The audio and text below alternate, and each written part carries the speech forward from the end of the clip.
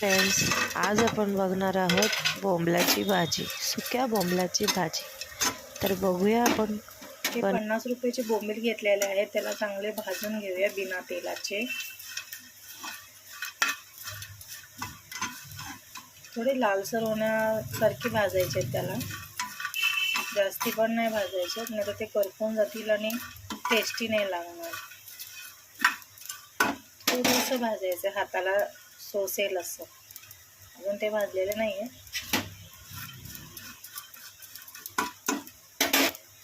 तर आपण बघूया त्याच्यासाठी काय काय सामान लागतं ते।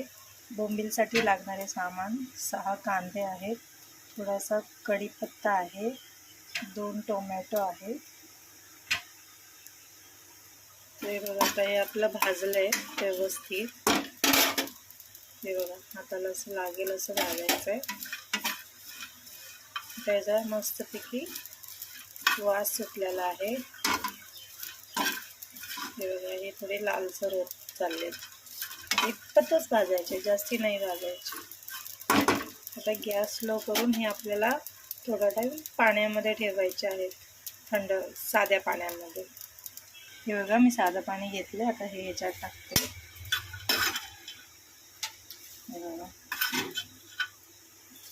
आता वेगळं तेल टाकूया आपण। तेल चांगलं गरम झाल्यानंतर त्याच्यामध्ये कांदे टाकूया, कापलेले कांदे। त्याला चांगलं परतून घेऊया, लाल होईपर्यंत परतायचं याला। कांद्याचा वास जाऊपर्यंत परतायला चांगलं।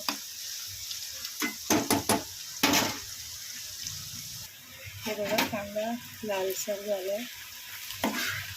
हे बघा, त्यामध्ये टोमॅटो आणि कढीपत्ता दोन्ही टाकून त्याला पण थोडं हलवून घ्या।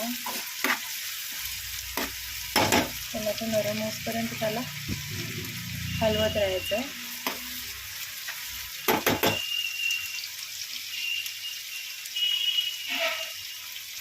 थोडीशी हळद,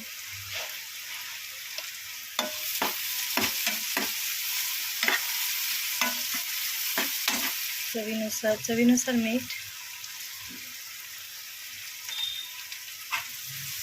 परतून घ्यावे त्याला। मीठ टाकलं ना तर टोमॅटो आणि कांदा पटकन शिजतात।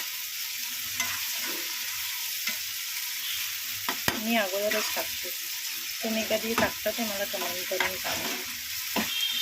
हे बघा, टमाटे गीर होतात। याच्यामध्ये आपण हे बोंबील टाकूया, त्याला छान असं परतून घेऊया। बोंबील तुम्ही हे प्लीज करून बघा, मी जसं करतो तसं एकदम छान लागतं, लहान मुलंही आवडीने खातात। बघा,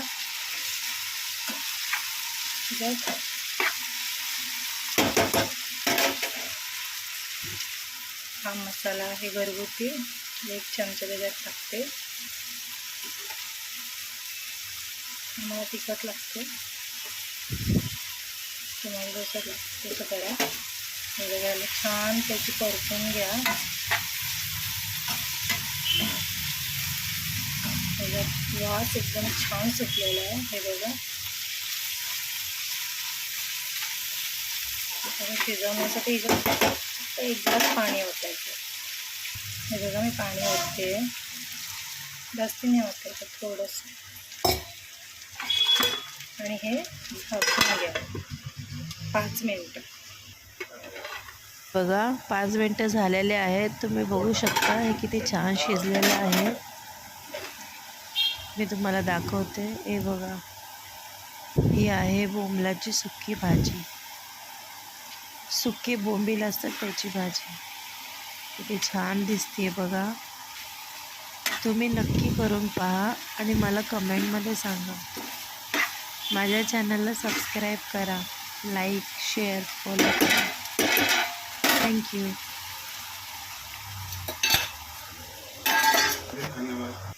चालू द्या.